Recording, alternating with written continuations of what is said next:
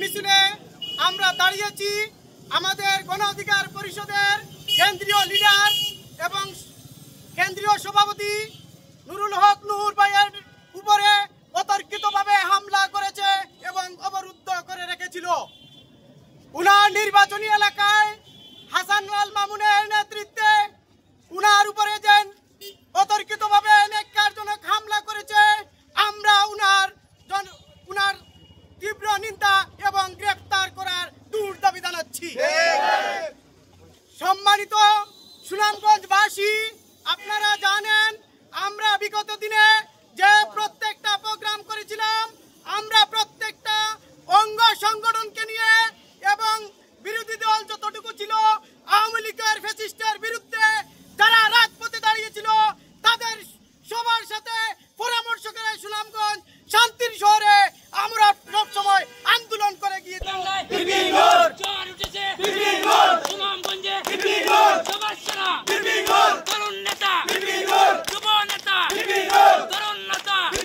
আমরা সবাই বিক্ষোভে ফেটে পড়েছি।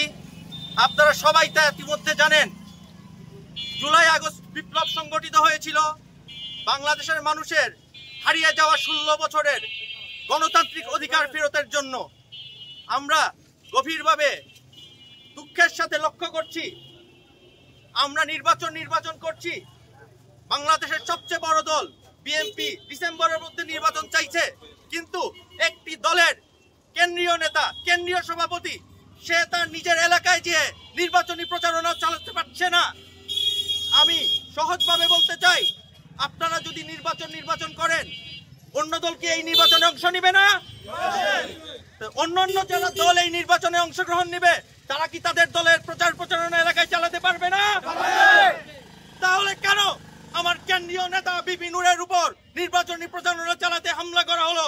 আমি প্রশাসন সহ বিএনপির ঊর্ধ্বতন কর্তৃপক্ষ যারা আছেন, বিএনপির ভাইস চেয়ারম্যান জনাব তারেক রহমানের দৃষ্টি আকর্ষণ করছি, আপনারা যদি নির্বাচন চান, আপনারা যদি গণতন্ত্র চান, প্রত্যেকটা দল নিজেদের মতো করে প্রচারণা চালাবে, তারা তাদের মতো নির্বাচন করবে।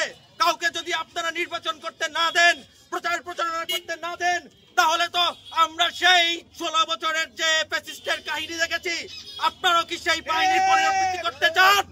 যদি করতে না চান, বাংলাদেশের মানুষের গণতান্ত্রিক অধিকার যদি আপনারা ফিরিয়ে দিতে চান, তাহলে এসব বাদ দিয়ে যে যারা বিশৃঙ্খলা করছে 300 আসনে, তাদেরকে চিহ্নিত করুন এবং তাদের বিরুদ্ধে সাংগঠনিক ব্যবস্থা নিন।